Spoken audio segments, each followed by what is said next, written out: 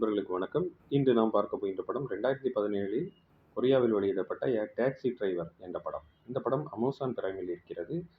Thriller படம், நகைச்சுவை கலந்த ஒரு திரைப்படம். ஒரு பயண அனுபவத்தையும் கொடுக்கக்கூடிய ஒரு படம். 1980இல் குவாஞ்சியின் எழுச்சி இராணுவ அடக்குமுறையின் பற்றி பேசுகின்ற ஒரு திரைப்படம்.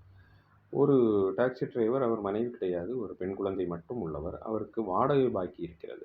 அதே நேரத்தில் ஜப்பான் வழியாக ஜெர்மனியிலிருந்து கொரியாவுக்கு வருகிற ஒரு ரிப்போர்ட்டர்.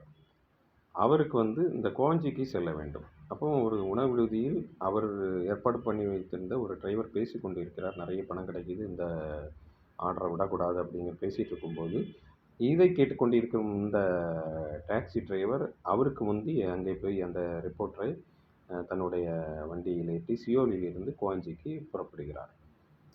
இவருக்கு ஆங்கிலம் அறிவு குறைவு தான்.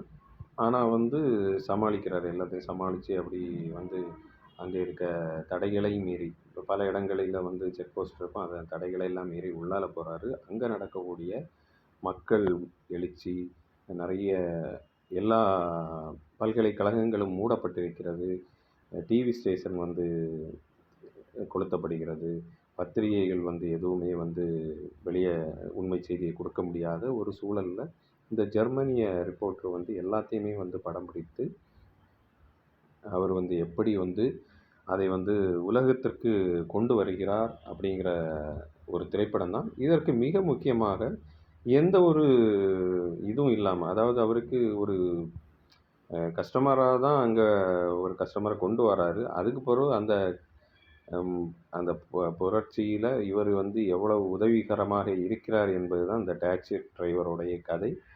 மிகவும் விறுவிறுப்பான கதை. இந்த படத்தை நாம் பார்க்க தொடங்கினால் அதை பார்த்து முடித்து விட்டு தான் வேறு வேலை பார்க்க வேண்டிய ஒரு சூழலை உருவாக்கக்கூடிய டாக்ஸி டிரைவர்ங்கிற இந்த திரைப்படத்தை பார்த்து மகிழுங்கள்.